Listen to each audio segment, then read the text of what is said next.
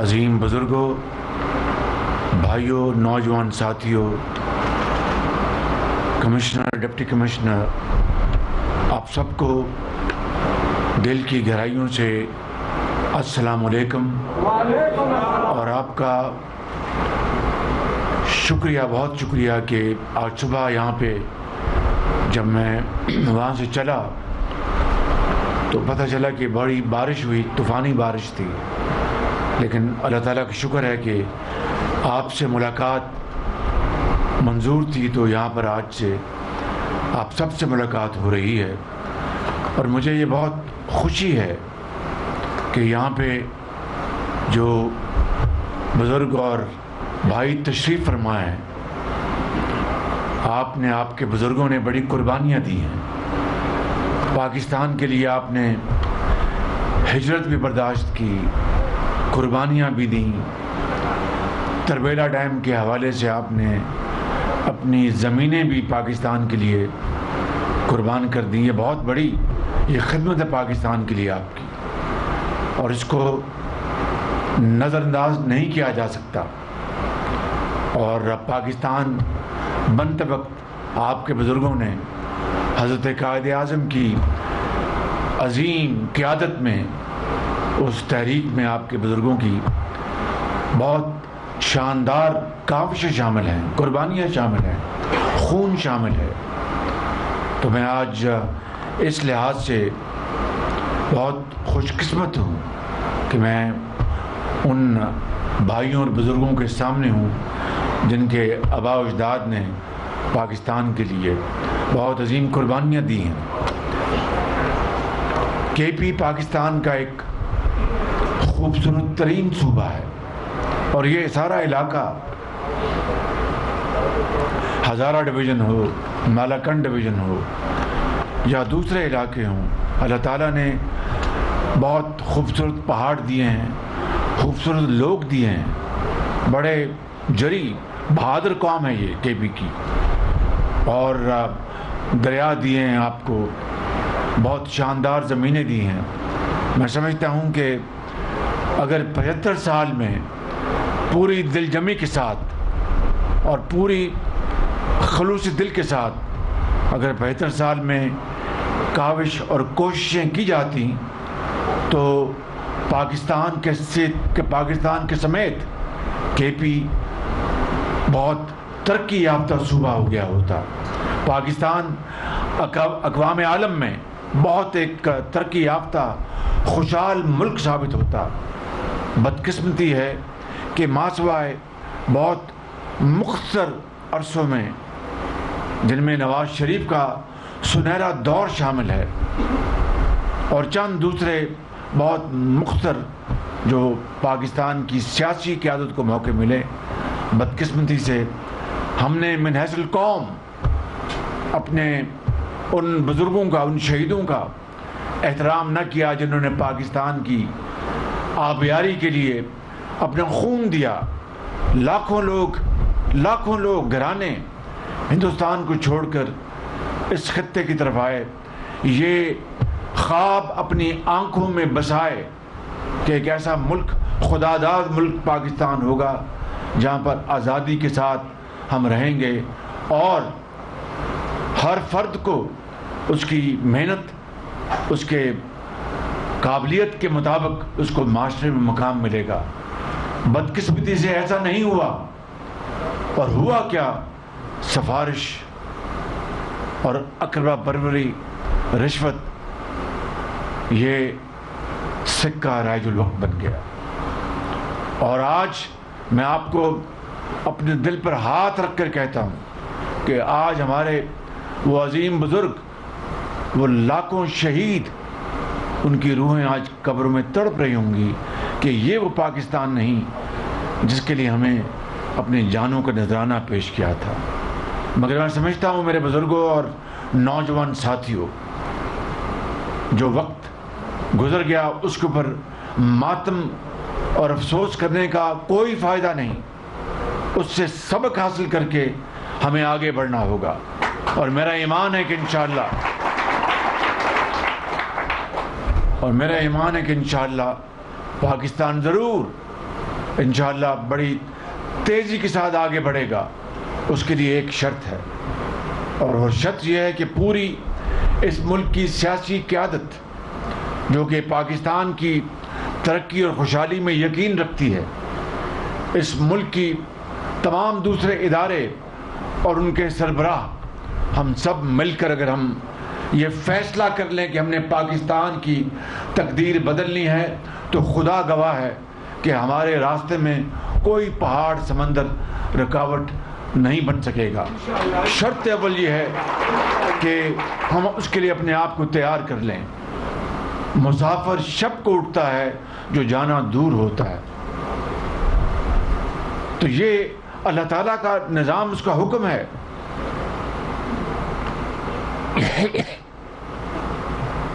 میرے بزرگوں اور بھائیوں، حضرت قائد اعظم نے ہمیں یہی سکھایا، قرآن کریم کے یہی احکامات ہیں۔ نبی کریم صلی اللہ علیہ وسلم کی اسوہ حسنہ کو دیکھیں، اس کا یہی پیغام ہے، حضرت علامہ اقبال کا یہی پیغام ہے۔ تو اس خواب کو پورا کرنے کے لیے، عملی تعبیر کے لیے ایک چیز چاہیے کہ ہم ایک ہو جائیں اور محنت، امانت اور دیانت کو اپنا اوڑھنا بچھونا بنا لیں، تو پھر آپ دیکھیں گے کہ پاکستان کو پھر قرضے لینے کی ضرورت نہیں ہوگی۔ پھر وہ وقت آئے گا کہ ہم دوسروں کو قرض دیں گے انشاءاللہ۔ میرے بزرگوں اور نوجوان ساتھیوں، میں آج یہاں پر جب میں اتر رہا تھا اپنے ہیلی کاپٹر میں، تو چاروں طرف نظر دوڑائی، سرسبز پہاڑ اور پہاڑوں کی چوٹیوں پر مکانات بنے ہوئے ہیں، اور دریائے سندھ یہاں سے گزر رہا ہے، تربیلا ڈیم بھی میں نے دیکھا۔ کیا کیا اللہ تعالیٰ نے پاکستان کو نعمتیں نہیں عطا کی، ہر چیز مہیا کی ہے۔ آپ جیسے ایک بڑے بہادر بزرگ اور جوان ہیں، پورے پاکستان میں پھیلے ہیں، انجینئرز ہیں، ڈاکٹرز ہیں، سائنٹسٹ ہیں، فوجی ہیں، اور آپ انجینئرز ہیں، پولیٹیشنز ہیں، سیاستدان ہیں، ریاضی کے، تاریخ کے ماہر ہیں۔ کسی چیز کی کمی نہیں، کمی صرف ایک چیز کی ہے، وہ ہے کام کرنے کا ایک حوصلہ اور جذبہ۔ بس وہ اگر آ جائے گا تو انشاءاللہ یہ مٹی بڑی زرخیز ہے، پاکستان انشاءاللہ چھلانگے مارتا ہوا دنیا کی دوسری جو ممالک ان سے آگے نکل جائے گا۔ میرا یہ ایمان ہے، اس میں کوئی دو رائے نہیں، کوئی اختلاف نہیں ہے بالکل۔ تو آج میں سمجھتا ہوں کہ اقبال کے اس شعر کو میں یہاں پر پڑھنا چاہتا ہوں کہ تمنا آبرو کی ہے اگر گلزار ہستی میں، تمنا آبرو کی ہے اگر گلزار ہستی میں، تو کانٹوں میں الجھ کر زندگی کرنے کی خو کر لے، اور نہیں یہ شان خودداری، اور نہیں یہ شان خودداری، چمن سے توڑ کر تجھ کو کوئی دستار بھی رکھ لے، کوئی زیب گلو کر لے۔ اور پھر یہ شعر بھی میں پڑھنا چاہتا ہوں، دل چاہتا ہے اس خوبصورت علاقے میں اور بڑے بہادر لوگوں کے اس ہجوم میں، کہ جب اپنا قافلہ عزم و یقین سے نکلے گا، جب اپنا قافلہ عزم و یقین سے نکلے گا، جہاں سے چاہیں گے رستہ وہیں سے نکلے گا۔ اے وطن کی مٹی مجھے ایڑیاں رگڑنے دے، مجھے یقین ہے چشمہ یہیں سے نکلے گا۔ تو بزرگوں اور نوجوان ساتھیوں اور سرکاری افسروں، آپ سب ایک قبیلے کے حصے ہیں، ایک قوم ہیں، پشتون ہوں، پنجابی ہوں، سندھی ہوں، بلوچ ہوں، اور دوسری جو ہمارے اس ملک میں آباد قومیں ہیں، وہ سب ہوں، سب ہم ایک خدا اور ایک رسول اور ایک کتاب کو ماننے والے ہیں۔ اس کے لیے آپ جانیں نچھاور کرنے کے لیے تیار ہیں۔ دیکھیے کس طرح اللہ تعالیٰ کی کتاب کی بے حرمتی جس ملک سویڈن میں ہوئی، پوری ملت اسلامیہ آج شدید غصے کی لہر دوڑ رہی ہے، اور انتہائی صبر کے ساتھ وہ اپنے پرامن احتجاج پوری دنیا میں اسلامی ممالک میں وہ کر رہے ہیں جو ان کا حق ہے، اور پوری قوت کے ساتھ اس کبھی حرکت کی مذمت کرنا ہمارا فرض ہے بطور مسلمان کے۔ آج قومی اسمبلی کا بھی اجلاس وہاں پر بلایا ہے، جوائنٹ اپنے جو پارلیمنٹ کی جو میٹنگ آج وہ ہو رہی ہے، وہاں پر انشاءاللہ ہم پوری دنیا کو بتائیں گے کہ ہم قرآن کریم کی یہ بے حرمتی کسی صورت ہمیں برداشت نہیں، یا وہ ملک کے عوام وہ سیدھے ہو جائیں، وگرنہ پوری ملت اسلامیہ سیسا پلائی ہوئی دیوار بن جائے گی، اور کسی کو یہ مذموم حرکت کرنے کی اجازت نہیں دے گی بالکل۔ تو میرے بزرگوں اور میرے نوجوان ساتھیوں، میں آج اب یہاں پر جو آپ کے ترقیاتی منصوبوں کے بارے میں بات کرنا چاہتا ہوں، مجھے آج یہاں پر پتہ لگا کہ یہ پل نہ ہونے کی وجہ سے 250 کلومیٹر کا سفر کرنا پڑتا ہے لوگوں کو۔ اب بتائیے، میں اپنی بھی اس بے خبری کی معذرت چاہتا ہوں، لیکن مجھے یہ سمجھ نہیں آئی کہ 75 سال گزر گئے، چلو 75 سال نہ صحیح، پچھلے 15 20 25 30 سال میں یہ پل بننا چاہیے تھا، تاکہ 250 کلومیٹر جو کوئی میرا خیال ہے کم سے کم 5 گھنٹے کی مسافت ہوگی، پٹرول خرچ ہوتا ہوگا، پیسے وقت ضائع ہوتا ہوگا، کتنا وقت ضائع ہوا ان سالوں اور ان دہائیوں میں جس کی کوئی قیمت کا اندازہ نہیں۔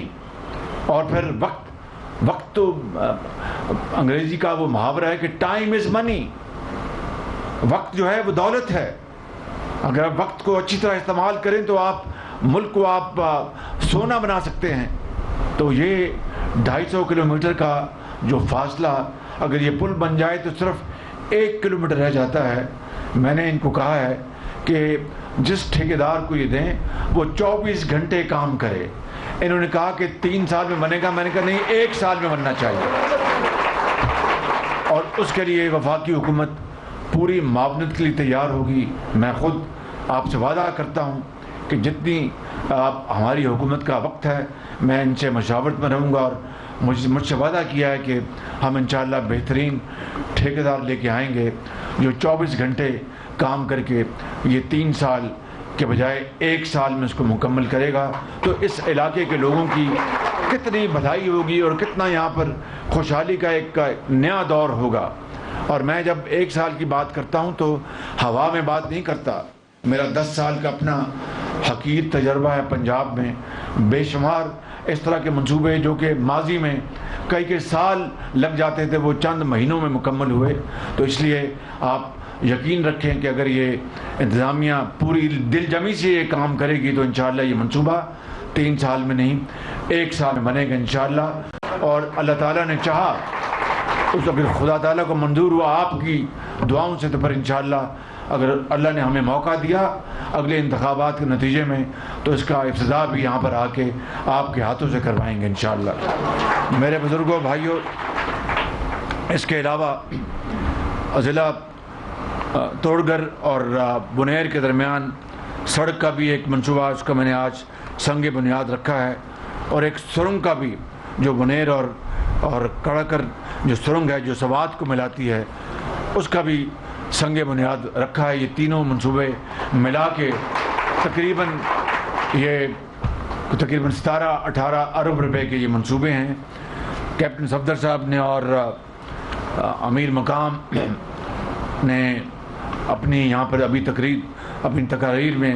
مزید یہاں پہ مطالبات رکھے، لیکن جو بین الضلعی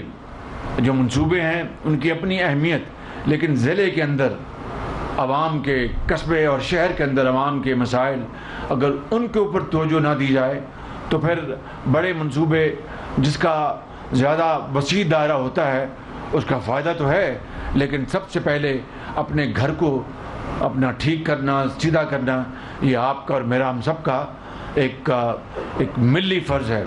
اس حوالے سے جو یہاں پر ڈیمانڈز پیش کی گئیں یقیناً وہ سبھی کی سبھی انتہائی جائز ہیں اور ہونی چاہیے، لیکن چند کا میں یہاں پر اعلان کر رہا ہوں، پھر انشاءاللہ اللہ تعالیٰ نے موقع دیا تو مزید انشاءاللہ اعلان کریں گے۔ ایک تو دانش اسکول کا میں یہاں پر اعلان کر رہا ہوں، دانش اسکول کا انشاءاللہ۔ دانش اسکول کا اس کی بنیاد میں نے پنجاب میں رکھی تھی 2008-10 سے، اور وہاں پر درجنوں دانش اسکول بنائے، اور وہاں پر کون تھے؟ یتیم بچیاں، یتیم بچے، غریب گھرانے کے بچیاں اور بچے، جن کے پاس وہ بہت ذہین، بہت فتین، مگر ان کے پاس پیسے نہیں تھے، ان کے ماں باپ کے پاس، کہ وہ اپنے بچوں کو تعلیم دلوا سکیں۔ اور امراء کے بچے اس ملک میں، چاہے پشاور ہے، چاہے کراچی ہے، لاہور ہے، کوئٹہ ہے، وہ بڑے بڑے اعلیٰ اسکولوں میں ان کو داخلے ملتے ہیں، بڑی بڑی اعلیٰ یونیورسٹیوں میں، اس لیے کہ ان کے پاس حلال کے پیسے ہیں یا دوسرے وسائل سے پیسے ہیں۔ اور جو غریب اس ملک میں کروڑوں بستے ہیں، جو عظیم پاکستانی ہیں، فجر کے وقت اللہ تعالیٰ کے حضور جھکتے ہیں، نماز پڑھتے ہیں، عاجزی کے ساتھ دعا کرتے ہیں رزق حلال کے لیے، وہ سارا دن محنت کرنے کے باوجود بھی اپنے بچوں کے پیٹ پالنے کے لیے، بیمار بیٹی کا علاج کرنے کے لیے ان کو فیصلہ کرنا پڑتا ہے کہ یہ 300 روپے میں سے میں کیا کروں گا،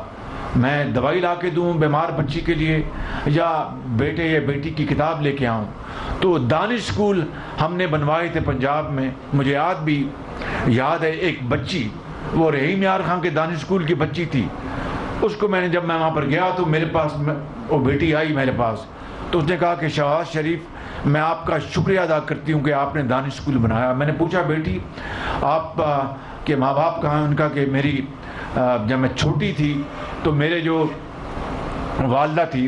وہ اس دنیا سے کوچ کر گئیں، میرے والد تھے وہ کماتے تھے۔ تو کہنے لگی کہ ایک دن میں 6ٹھی کلاس میں یا 5ویں کلاس میں تھی تو میری ٹیچر میرے پاس آئی، اس نے کہا کہ اپنا جلدی آؤ، ہسپتال جانا ہے۔ میں نے کہا خیر ہے؟ کہنے لگے کہ تمہارے والد کچھ بیمار ہیں، انشاءاللہ ٹھیک ہو جائیں گے۔ کہنے لگے کہ خادم اعلیٰ، میں جب ہسپتال پہنچی تو میرے والد سے میں بات نہ کر سکی، وہ بھی اللہ کے پیارے ہو گئے، اور میں یتیم ہو گئی، میری 2 بہنیں وہ بھی یتیم ہو گئی، اس سے چھوٹی۔ تو اس بچی نے کہا کہ جب یہ دانش اسکول بنا تو آج یہ دانش اسکول یہ میرے لیے چھت کا کام بھی کرتی ہے، بہترین تعلیم ہے، اور میں رات کو اپنے والدین سے خواب میں بات کرتی ہوں۔ میرے والد مجھے کہا کرتے تھے کہ تم نے ڈاکٹر بننا ہے، تو اس نے کہا کہ شہباز شریف آج یہ دانش اسکول مجھے یقین ہے کہ میں ڈاکٹر بنوں گی اور اپنے باپ کی بات کی لاج رکھوں گی۔ میرے بزرگوں اور نوجوان ساتھیوں، یہ آپ کا حق ہے،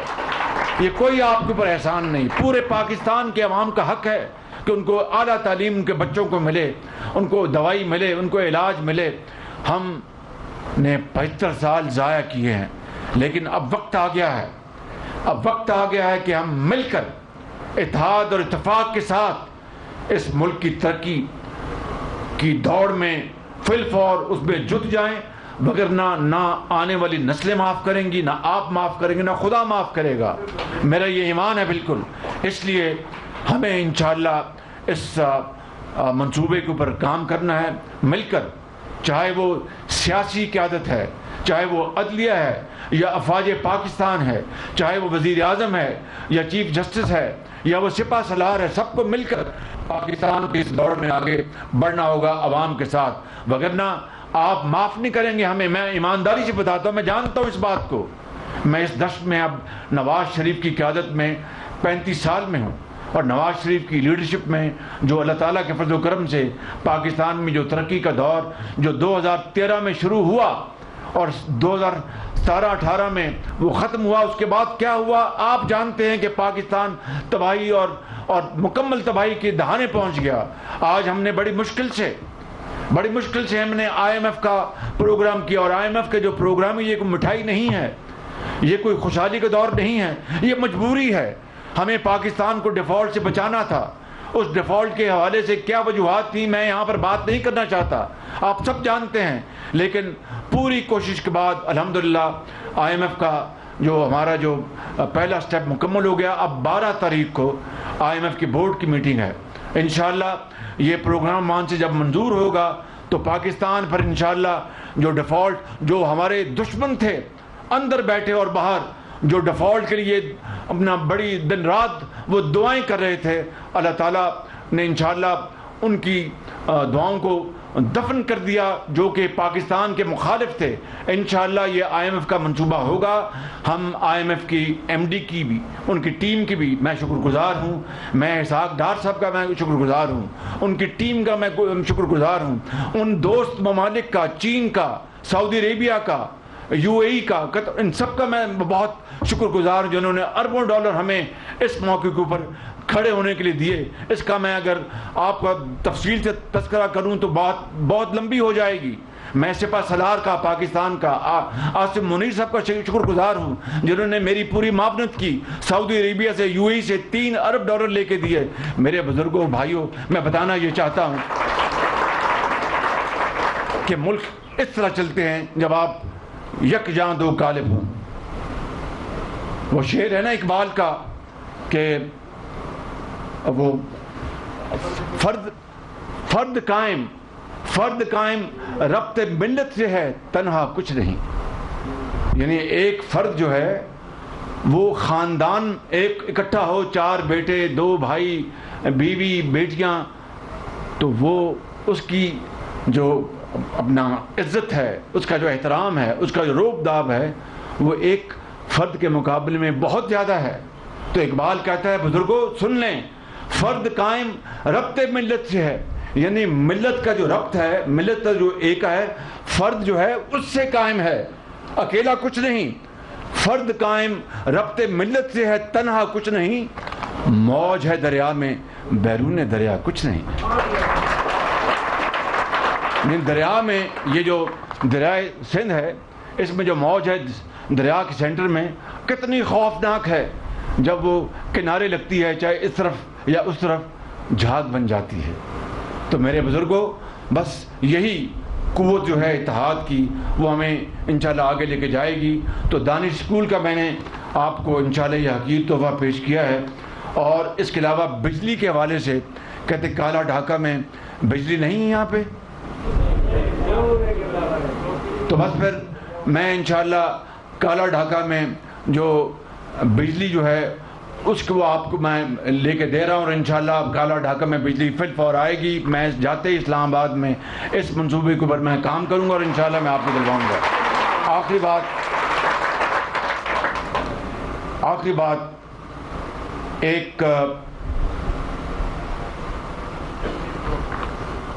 ایک کالج اس طرف